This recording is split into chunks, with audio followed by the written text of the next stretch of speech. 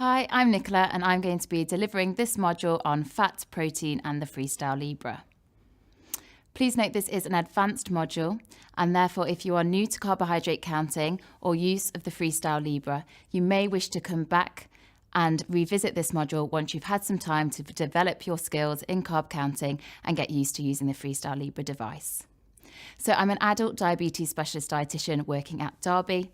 I'm Daphne trained, the Freestyle Libre lead and the dietetic lead for insulin pumps and continuous glucose monitoring. So we're going to build on the knowledge from the Introduction to Carbohydrates and the Freestyle Libre module. But by the end of this module, you should be able to recognise how fat and protein affect glucose levels, understand how you can adjust your insulin timing and or amount of insulin for high fat, high protein meals if you want to, and to feel more confident in using Libre Traces to manage high fat, high protein meals more effectively. So you may be wondering why we're talking about fat and protein. Well, with the increasing use of flash and continuous glucose monitoring, we are learning more and more about the impact of fat and protein on glucose levels. Guidelines are now starting to include some suggestions on how you can account for fat and protein. However, it is important to note that the guidelines and the suggestions are likely to continue to change as our understanding improves and more research is done in this area. So in Module 1, we looked at how adding fat or protein to a source of carbohydrate lowers its glycemic index, helping to reduce the spike that you may see after meals. We also looked at how an insulin to carbohydrate ratio allows you to decide on the dose of quick-acting insulin to take. And although this is based on the carbohydrate content of the meal, it will also cover some protein and some fat. This module is focusing on what happens when you have a large amount of fat or protein in a meal. So let's look at fat first. Well, fat slows down how quickly your stomach empties, and this could lead to a delayed rise in glucose levels that can last for 8 hours or longer. A high-fat meal can also cause insulin resistance and cause more glucose to be released from the liver. This means that more insulin may be required than usual. The result? Well, it can lead to a low glucose reading shortly after the meal, and then high glucose readings for hours after. And you can see this from the red line, the glucose dipping low initially, and then going really high and lasting and staying high for a long period of time. Other people don't seem to struggle with the drop initially, but just battle the higher readings for hours after.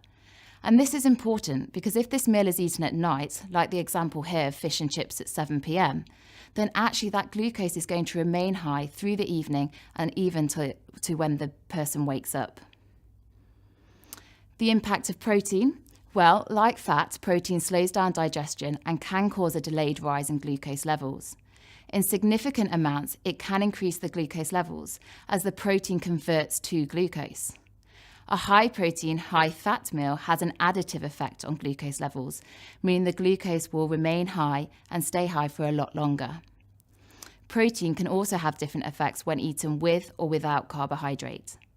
So one study has shown that if you have carbohydrate with protein, then you don't need to have as much protein for it to have an effect. But if you have protein on its own without a source of carbohydrate, you may need up to 75 grams of protein before you see an effect on the glucose levels. And this effect tends to be much more delayed. So like with fat, you can have lower glucose readings shortly after the meal, but then high readings for hours after the meal, especially through the night, if the meal is eaten in the evening. So what do we mean by high fat, high protein?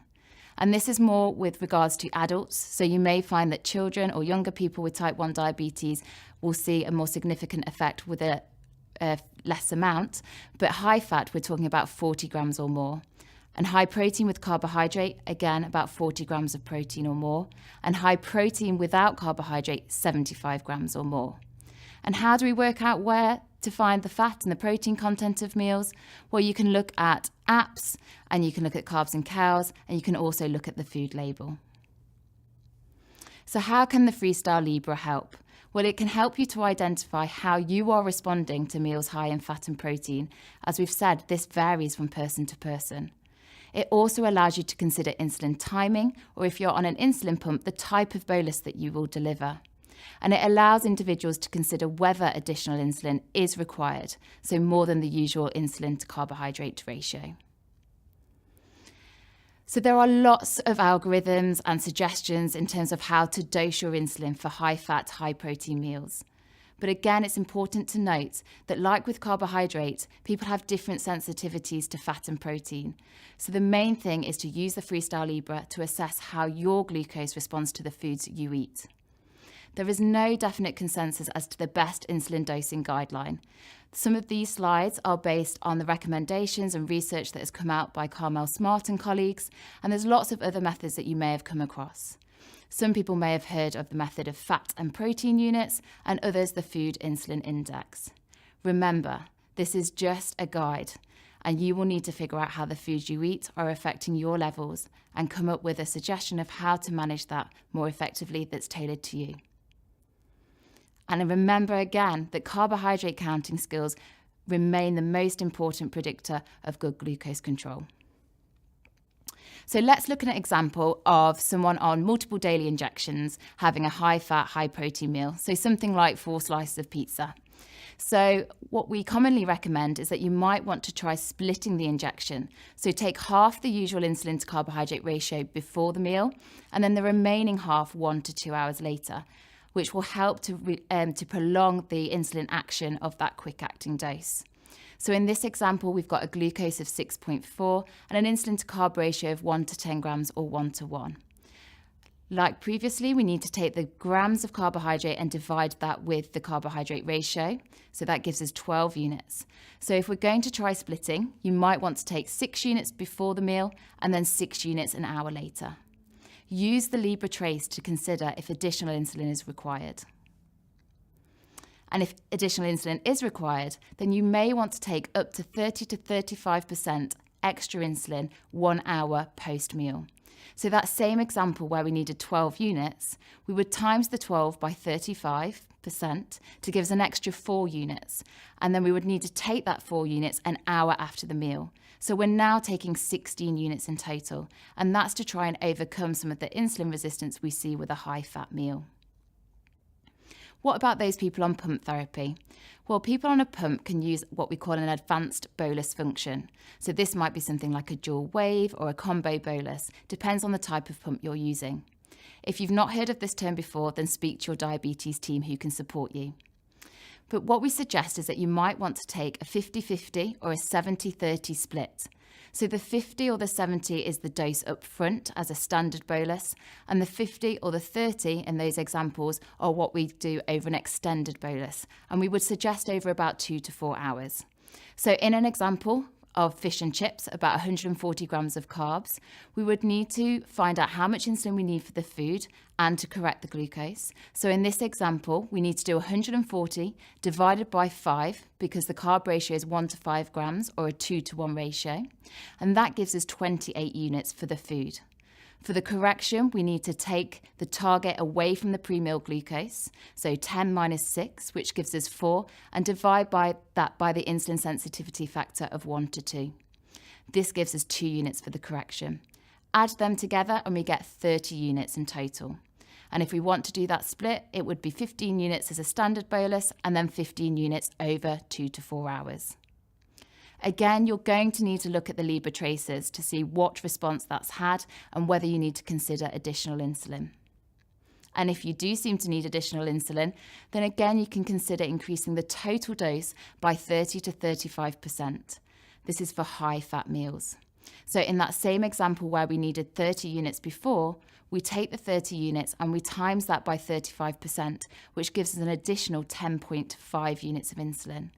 Add that together and we get 40.5 units.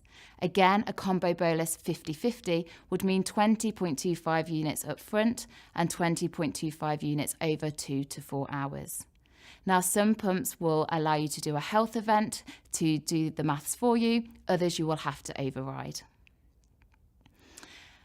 And for high protein meals, well, we then suggest maybe 15 to 20% extra insulin. So that same example again, we take the 30 units and then we would need to times that by 15 or 20%. So in this example, we've done 20%, which would give us an additional 6 units. 30 plus the 6 gives us 36 units to cover that meal.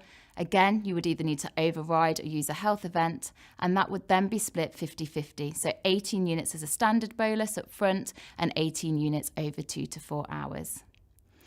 Now, we're talking about using a 50-50 split, but some of the more recent research is suggesting that you may need to get more insulin in up front to reduce the postprandial, the post-meal peak that we often see.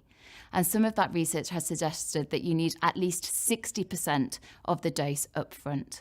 So don't be surprised if when you're reviewing your Libre Traces, you need more like a 60-40 or 70-30 split. So let's look at some Libre Traces. So these are people with type 1 diabetes who have been using the Freestyle Libre device to review their diabetes control. And what we want to be looking at is how different sources of carbohydrate and foods that are high in fat and protein play a part in glucose levels. So that first trace, we can see a hypo. So you can see the red, and then you can see the short, sharp, fast rise in glucose that occurs after. So what sort of carbohydrates do you think have been taken in this example? It's things like your hypo treatment, so rapidly absorbing carbs like jellied sweets or fruit juice, Lucozade, dextrose tablets, those sorts of things. You can see the glucose comes up very, very quickly after having those foods. The example below, well, this is where we highlight how important the notes feature can be on either the Libre Link app or the reader. So we can see that there is a more gradual rise, but a significant rise in the glucose levels after the 4.6. And if you look at the notes below, you can see that this individual has had 4 chocolate biscuits. So knowing that information really helps you to look back and see why your glucose is doing what it's doing. So let's have a look at a few more traces. So in this example here, we can see in the notes that someone has recorded that they've gone out for Sunday lunch with a friend. You can see that they've bolused with that insulin and given 6.9 units of insulin for the 60 grams of carbohydrate, which has started to drop the glucose levels initially. But then we've got that delayed rise and significant rise in glucose levels that occurs after. And when we think about why that might be, well, a Sunday lunch tends to be pretty high in protein and pretty high in fat. So you can see that what we've been talking about happens in real life. That's then needed a correction to bring the glucose back down to target. And in the example below, we can see another where we've had this delayed rise in glucose that's occurred hours after eating the meal and given the insulin for that meal. So something like macaroni cheese, something quite high in fat, high in carbs, is often a meal that would cause this sort of response. And then we've got another example here. So 140 grams of carbs eaten and the insulin taken. We actually see that the glucose drops initially. They've then had to take some carbohydrate on board to counteract that insulin working too strongly before that carbohydrate has been absorbed. And then we see that rebound high and that high level all through the evening that's taken multiple corrections to get that back down. And again, this is just to highlight the extra additional insulin that may be required. So we've got the 120 grams of carbs going in, but then through the next period of hours, we've got 2, another 1, another 3 units of insulin. So 6 units of insulin on top of the insulin that they took based on the carbohydrate content of the meal. So you can see how what we've been talking about does happen and how you may need to consider taking additional insulin for these sorts of meals. So what might be the reason why this trace doesn't see big peaks and troughs in the glucose levels? Well, when we look at it, we can see that they've had small, frequent meals, that they've scanned a lot. So they're using their Libre device to scan and see what their glucose is doing throughout the whole day. And then the frequency of injections. They may also be injecting a good 15 to 20 minutes before meals to help reduce that spike that we often see after eating. And they may well be choosing lower glycemic index carbs to help. So, to conclude, carbohydrates remain the main predictor of glucose levels. Fat and protein in significant amounts do affect glucose levels and can cause variability if not considered, as we've just seen with those Libre traces. You can use the traces to adjust how insulin is delivered both on injections and with pump therapy.